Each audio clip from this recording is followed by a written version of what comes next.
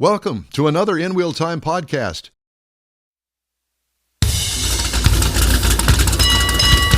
We're talking about returns, so we'll get to that in a minute. Hey, this is the only place to go for all things automotive and returns. The award-winning InWheelTime car talk show. Just ahead, John Vincent from U.S. News and World Report and their list of best cars for the money. Later, Jeff has the racing calendar. Mars has This Week in Auto History. And I'll get you caught up on the stories making automotive news headlines. Howdy, along with Mike out of This World, Mars. We always need more Jeff Zekin. I'm Don Armstrong, so I'm glad that you could join us on our Saturday live program. Chief Engineer David Ainsley. Not here today. We don't know what he's doing. No, he's not here today. You know, some days he sleeps in, and other days we don't want to know. Yeah, and some days we don't want to know, and other days he's fixing radio transmitters or installing them. He's got a lot. That's what he says. Anyway. Yeah, that's what. Do you believe him? Well, that's a question. We don't Those know. young kids are calling it nowadays. Yeah, there's that. Right. Well, look who's here. Look who's here. Look who's on the line. It's, ladies and gentlemen, it's John Vincent from U.S. News and World Report. Howdy, sir. How are you? What's going on? Good morning. How are you, gentlemen? Well, we're doing fine. My first question to you is, how's the weather up there? You know, we had a little bit of snow this morning, but it's already melted off. Really? Oh, really? And yeah. well, we haven't had much of a winter yet. Well, you know, it's funny because the news has blown this whole weather system all out of proportion, headed toward you, and we're going, well, wait a minute, I'm not seeing any more stories about it.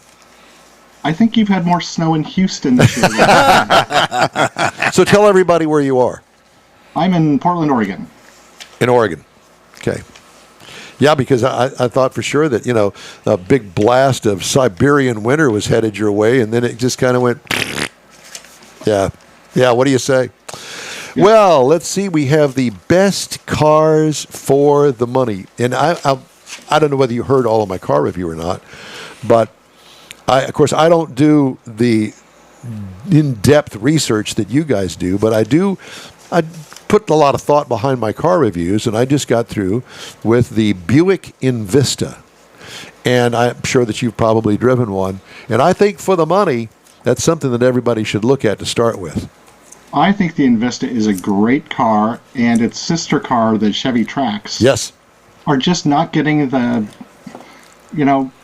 respect in the marketplace that they deserve. They're not getting the love. I agree. They're not getting love. Part of that is because the models that preceded them were not very good.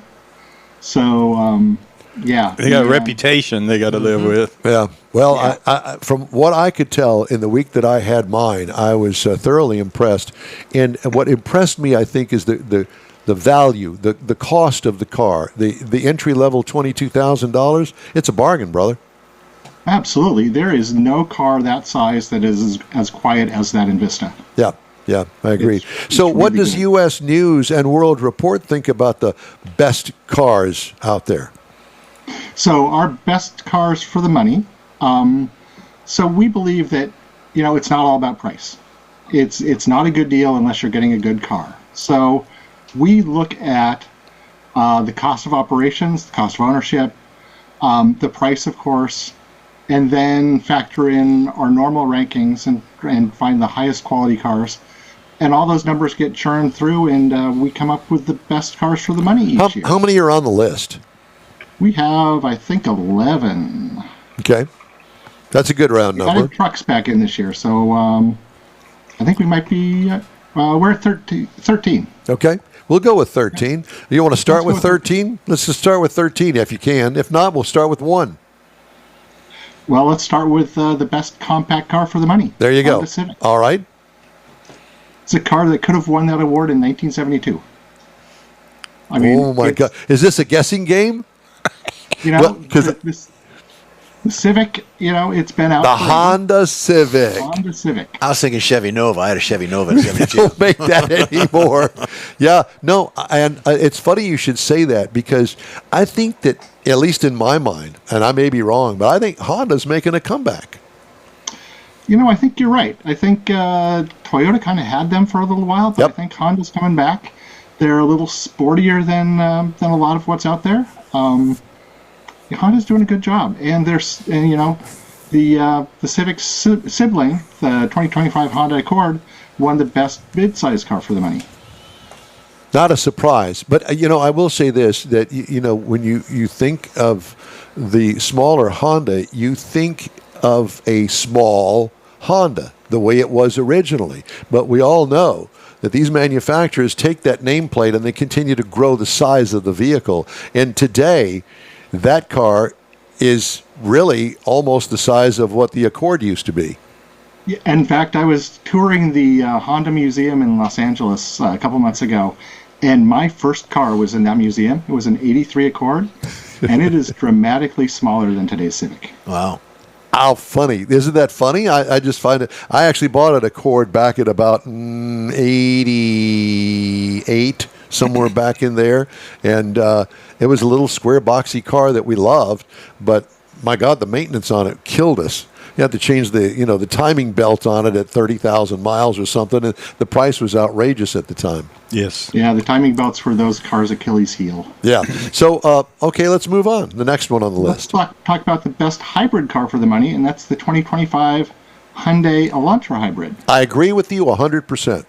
Remember when I had that? Thing got 40 miles to the gallon. I was going, really?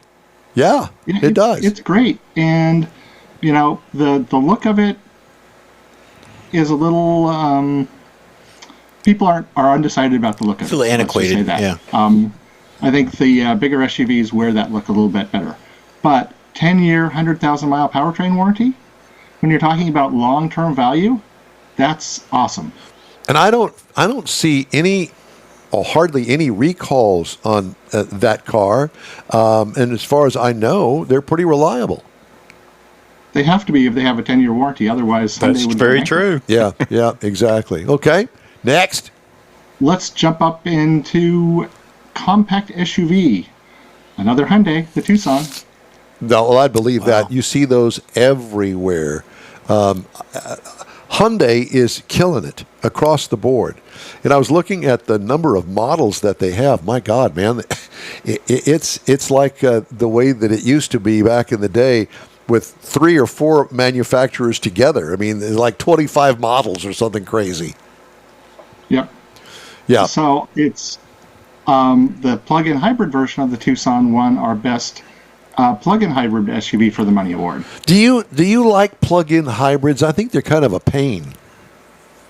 So I like them enough that I own one. Oh, you do? I do. Well, if your driving style is such that it's not a big deal for you, it's great. But I want the full-time mileage of a fully integrated hybrid.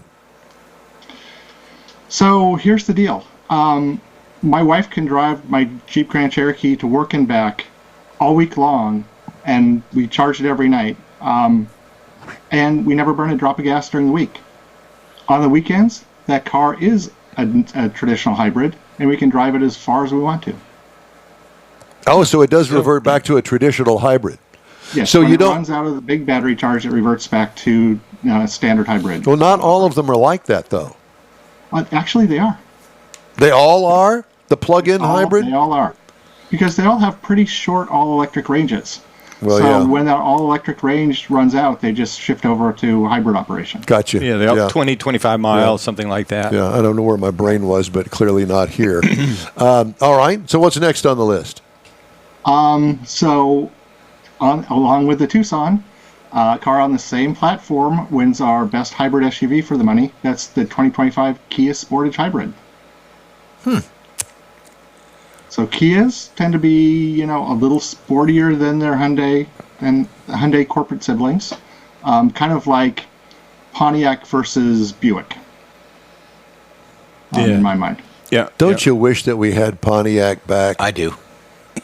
I do too. Yeah, I think that we all do. That's interesting. I have a friend that's got a Sportage that he's looking for a new Sportage. And he asked me recently about the hybrids, so I'm going to point him in your direction. Tell him to go over here and check this. All right, so I'm going to go back to the plug-in hybrid just a minute. Okay. How many miles do you get on the single charge electric when you plug 26. it? How much? 26. 26. Yep. Yeah, most of them are 20, 25, So maybe 30. So does the wife that drives it to work, does she plug it in at work? Nope. Our commute is about 11, 12 miles. Oh, God. So that range lasts to work and back. We don't know what And that it is. charges up in about 2 hours. 11 miles to work. We don't know what that is here. I drive 30 miles one way to work, and I think that I'm pretty, generally speaking, in line with everybody else. It's a haul to get to work. So the way I look at it is when I charge it, it costs about $1 in electricity. That's, offsetting a gallon of gas at 4.5. You paying 4.5 up there? Yeah. Holy Toledo! Yeah. Yikes! Okay. When it gets to be $3 a gallon here, we're hurting. Yeah. You make it there. We do, yes, we do. Yes, we do. I think you got a couple of refineries over there on the left coast, but whatever. All right, let's continue on. Let's talk about the king of the minivan class. The Honda Odyssey has won this award for years and years. Wow. And it's the best minivan for the money. Not the newest one out there, Pardon me? but What did you just say? It's not the what? it's not the newest minivan out there, but it's a great one. So you guys don't like the Chrysler Pacifica minivan? We do like the Chrysler Pacifica minivan. The Pacifica has gotten rather expensive, and our studies show that it has a higher cost of ownership over the first 4 years. Interesting. Oh, so okay. So back to your value. You're looking at the overall value. Okay. The eye appeal to me is the Toyota van. I like that look of that van. I do like the Sienna too. The Sienna has, all-wheel drive and is a hybrid and gets better mileage than anything else out there, except for maybe the new Carnival hybrid. But it comes back to, we don't just throw darts at a dartboard. We look at the numbers, and the Odyssey comes out on top every year. You should try those dartboards, though. I mean, they can... The dartboards. That's it. Okay, next up. Best electric SUV for the money. Another H brand, Hyundai Kona. Oh, I'd believe that. you had one. I had one not too long Yeah. ago, and if I remember, I liked it a lot. And it's not like the original Kona. It's a new version, and like you said, it's funny because people tend to think of the first one and think, oh, it's just a redo of the first one. No, it's different. That car grew up a lot in both its electric and gas versions for second generation. It's a much, much better car. You know, it's funny how that psyche thing really plays a part in the popularity of vehicles, and you put it perfectly with the other one that we said, in that the fact that, you know, they blew it when it came out of the box, but they've fixed it all now, and now it's really a bargain. And you go, golly, how do you overcome what you did before? Yeah, first impressions. Yeah. You know. Mm-hmm. Exactly. Yeah. Impressions last a long time. Changing them takes even longer. Yeah. All right, what's next? Best two-row SUV for the money. The car behind me, 2025 Honda Passport. In its last year of the current product cycle, it's still a solid contender in the class. The Honda Passport And it's for a grown up in two-row. size too. It's It used to grown be- tremendously yeah. in size. Yeah. Yep. Well, how long in the tooth is this? It's 6 or 7. It's replaced for 26. You know, it's funny. Japanese manufacturers, they tend to hang on to the design a lot longer than we do. Yeah. Yeah. And Yeah, the not that minimum- that's bad, because the original vehicles are very good, and they seem to transition well through time. So I was actually talking to a Honda engineer about that, and that's interesting because a lot of brands, they bring the car out and then they look at how they're going to improve it over the next several years. Honda looks at how the car is going to be 7 years in the future and dials it back to the car that they bring out. Really? How? Wow. I would never even think that, but sure, why not? It's Yeah. kind of counterintuitive. Yep. So we got to talk about this one again. Best three-row SUV for the money. The 2025 Kia Telluride. It's good that it's as large as it is, so it can carry all of the trophies that this thing has won. I am not a fan of that vehicle. Really? Yeah. Why? It just doesn't. I gotta look at something and say, oh yeah, I like that. There's nothing on that vehicle appeals to me. He doesn't like the design. Yeah, and I have to be honest with you. It's not something that I would be attracted to go into the dealership and look at. Now, you may feel differently than I do. That's fine, because the beauty is in the eye of the beholder. But I think that there's something, and I can't tell you what it is exactly. There's something about it that kind of holds me back. Do you follow what I'm saying? I do, and I think with the Telluride, the look of the first generation with the square amber running lights Yep. turned a lot of people off. It was just a little too far out there. They kind of tamed that down and put more traditional running lights on it now, and I think it looks a whole lot better. Cool.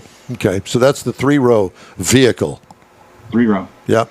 Best subcompact SUV for the money, Kia Soul. I have always loved, not necessarily the look all the time, because they've been through many generations, but the ride and the match with the power, the transmission, that car just works good. For me, that car defies physics because it feels like it's bigger on the inside than it is on the outside. Yes, exactly. That's exactly right. Yeah. And, I'm surprised that we don't see more of them. I think that if more people actually shopped that car around, they would buy a lot more of them. We see a lot of them out in the Northwest. That's interesting. Well, you also see a lot of Subarus out there, too.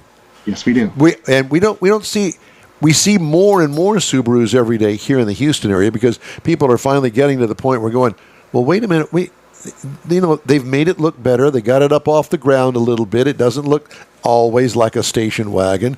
They put some side body cladding on that Outback thing that they've got, and it looks pretty good and it rides good. But back to the Kia, I've always liked that car. I think a lot of it's got to do. Like the Kia, the Soul too, Yeah. and 10-year, 100,000-mile warranty. So it's a cheap car to buy, a cheap car to keep going on the road.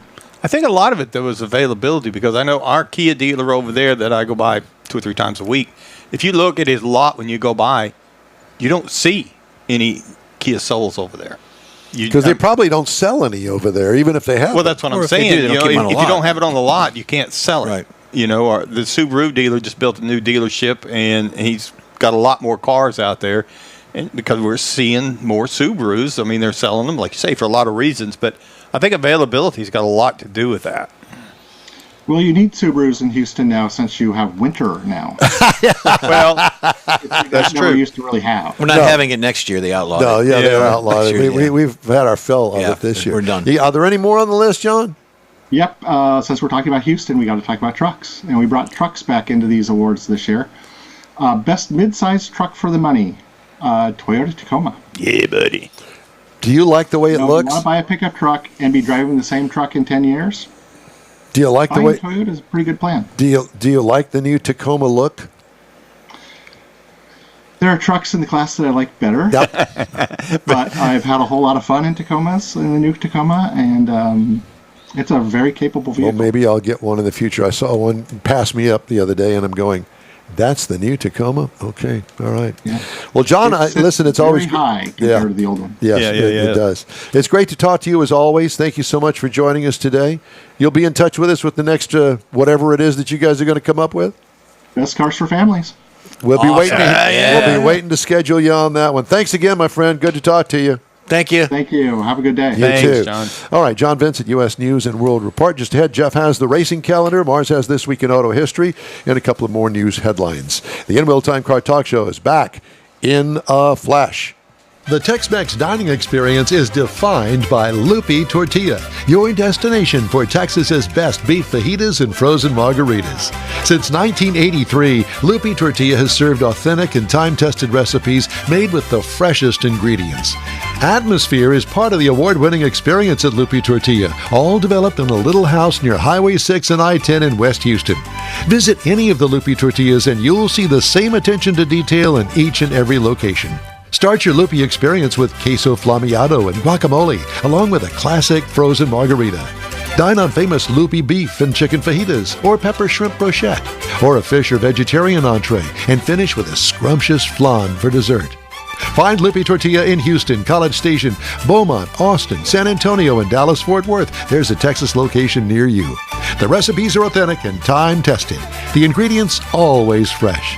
Loopy Tortilla, he's pretty good. You own a car you love. Well, why not let Gulf Coast Auto Shield protect it? Houstonian John Gray invites you to his state-of-the-art facility to introduce you to his specialist team of auto enthusiasts. We promise you'll be impressed. Whether you're looking to massage your original paint to a like-new appearance, apply a ceramic coating, install a paint protection film, nano-ceramic window tint, or new windshield protection called ExoShield, Gulf Coast Auto Shield is where Houston's car people go. Curbed your wheels? Instead of buying new, why not have them repaired?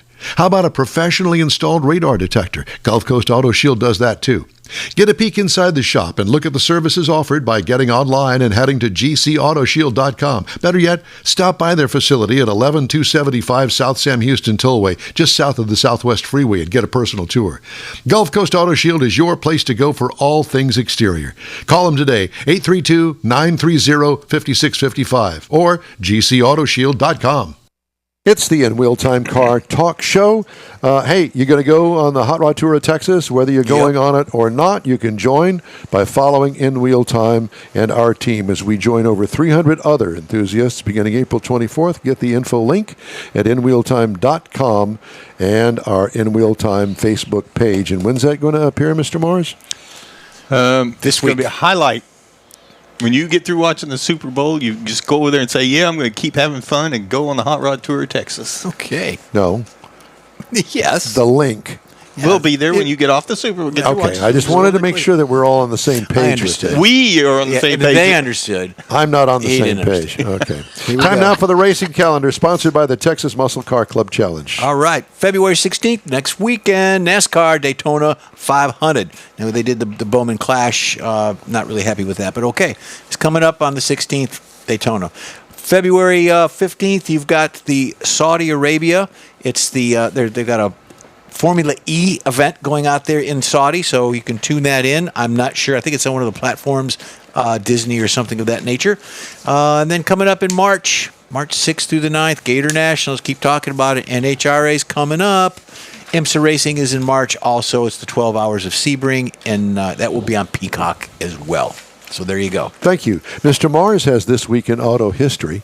It was a very interesting week in auto history this week. I found some things that I did not know. February the 1st, back in 1979, Ford announced the discontinuation of the Ford Pinto. Oh. It was originally introduced in 71 as Wait a minute, it made it all the way to 79? Yep. Oh, God. It was introduced in 71 as an affordable compact. A 1978 recall attempted to address the safety issues on it, but it continued to decline in sales, and Ford finally phased it out in 1979. Well, remember the rear-end accidents? They used to blow up. I actually rear-ended one in a Mazda. Yeah, it didn't blow up or anything. It was just damage. But it was a fire sale. So that's true. February the 2nd, 1923, leaded gasoline went on sale for the first time in Dayton, Ohio. I did not realize that this was developed by General Motors and Standard Oil to reduce engine knocking, improving performance and efficiency. It was the toxic effects on health were known, but kind of put up with for a long time until they finally decided to phase it out due to the harmful impact. Ethyl. Just go down to the station and pump ethyl. Yeah. Jeff, I'm sorry. The last Chevrolet Caprice Classic station wagon was produced in 1989 this week. I'm tearing up. Look at that bad boy. Yeah, marked the end of the full-size American family wagons, known for its spacious interior V8s engines. Wow. You know, that is today becoming actually a collector item, and I would love to get in one of those today just for a ride. Yeah. To remember when. And that particular one, brown, is good. Yeah. You God. This week on February the 5th, 1952, the first don't walk pedestrian traffic signals were installed in New York City. Now, this is the first ones were put in there to help reduce accidents, and by getting people across busy intersections, it has evolved across time, and now it's a worldwide symbol of don't walk. Okay.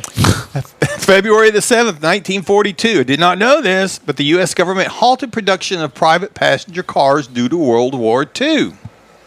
The civilian car, they did this to conserve materials like rubber and steel for the war effort. And they remained until 1945 when they started building them. And by that time, all the new technology that had been developed for the war effort were put into place, and there was a big technological advance in automobiles when they came back in 1945. February the 8th, 1904, the first New York to Florida road trip was completed by automobile. This was done by the New York to Florida Automobile Club. That's covered scary. 1,100 miles on primitive roads, and it was done to show that you could take long trips in automobiles. In that. Oh, yeah. Yeah. Good Lord. Tub it out, baby. Paved the way for future road trips and set the stage for a future revival of wheelchair sales down south. That's this week in automobile history. I loved it. That was good. Thank you so much. Tesla fans. Are there any listening to this show? There's like 8 of them. Tesla fans have spent years coming up with the explanations for why the company put the charging port on its cars behind the left rear door. So drivers usually have to back into charging stalls rather than near the front end, like on many electric vehicles today. Well, it's safer to back in than to back out. It allows for the shortest wiring to the battery. It's most convenient for the driver. It's more protected from possible snow and ice buildup. According to Peter Rawlinson, the Lucid Motors CEO, who was chief vehicle designer for the Model S, none of the reasons frequently cited on various Tesla forums is correct. Rawlinson said, he told Tesla CEO Elon Musk that the Model S charging port should be on the left front fender between the wheel and the driver's door. Most Americans drive nose in rather than parallel park. Rawlinson told PC Magazine for an interview published January 30th. If you drive nose in, you want the charge port on the front. You don't want a long, dirty old cable coming past the doors. But Musk vetoed the plan because it wouldn't suit the layout of his garage in Bel Air. Of course. Why do it? Rawlinson said the design was then changed to accommodate the CEO's wishes. Hell, it's his car. Exactly. He said it's going to be on the rear because he could trip over the cable, Rawlinson said. So there's the reason why. There you go. So none of the things that we think about had none of that to do with it. I want it over there because that's the way I want to charge it. Okay, well, there you go. The interesting thing is the Chevy EV truck and the GMC It's on the left rear. It's on the left rear, Yeah. and which is fine with me. Works great. Yeah. Just thought I'd bring that up. Yeah. All right. We'd love to hear from you. Shoot us an email. The address is info@InWheelTime.com. We are back after this quick break. Pro-Am Auto Accessories has been serving Houston's auto enthusiasts since 1984, providing world-class products for sports cars, European sedans, and American muscle. Pro-Am is known as the place to go to find exclusive and hard-to-find parts and accessories. Pro-Am is one of the very first distributors in the USA for brands such as Recaro, Redline, Momo, Corbo, and Simpson. Located in the heart of Houston's premier retail and service corridor, the Galleria area, Pro-Am's walk-in storefront includes an 8,000-square-foot warehouse, showroom, and installation bays. Pro-Am not only sells parts and accessories, but also offers installation and service. Pro-Am is now reaching a worldwide audience through Pro-Am.com, taking its local reputation to the rest of the world. At Pro-Am Auto, you'll be dealing with a small group of professionals who truly want to help you with your automotive needs. If you don't see what you're looking for on the website, call and Pro-Am will lend you a hand. Pro-Am Auto, 6125 Richmond at Green Ridge in Houston's Galleria area. Call them at 713-781-7755. The award-winning InWheelTime Car Talk Show now reaches 5.3 million folks each year. Check us out on InWheelTime.com, the Odyssey Radio app, YouTube, Facebook, and just about every other entertainment source out there, including our live broadcast every Saturday, 10 to noon Central Time. The InWheelTime Car Talk Show has informative automotive guest interviews, new car reviews, along with popular features including Jeff's Car Culture, the latest new cars, cruise-ins, and racing dates. It's InWheelTime.com. Join us. Well, that's all for this week's InWheelTime Car Talk Show. Be sure and check us out online at InWheelTime.com. We like to look too. We'd love for you to send us some pics of your ride. Please include as many details as you'd like, and we'll feature it on a future show. Send it to info@InWheelTime.com. And when you're looking for award-winning car talk, you can find the InWheelTime Car Talk Show 24/7 on the InWheelTime app. On the road, grab a podcast anytime from your favorite podcast provider, including the new SiriusXM podcast channel. And be sure and catch us on the Odyssey Radio app We video stream our live show every Saturday 10 to noon on Facebook, YouTube, and InWheelTime.com. The InWheelTime video technical director is we always need more Jeff Zekin. For booking agent, video editor, and people finder, Mike Out of This World Mars, and chief engineer David Ainsley. Yeah. I'm Don Armstrong. Thanks for joining us. Hot Rod Tour of Texas rolls out April 24th, and we hope you'll join us, or at least tune in during the tour. Be safe out there. Enjoy the Super Bowl tomorrow. Even if your team doesn't win, I think you'll have a good time. Have a great week. Thanks for joining us, and tune in to InWheelTime next time. We'll see you there.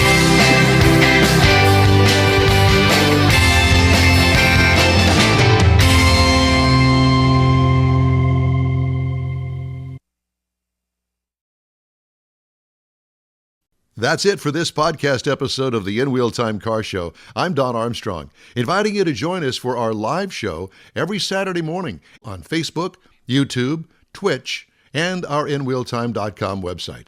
Podcasts are available on Apple Podcasts, Spotify, Stitcher, iHeart Podcast, Podcast Addict, TuneIn, Pandora, and Amazon Music. Keep listening, and we'll see you soon.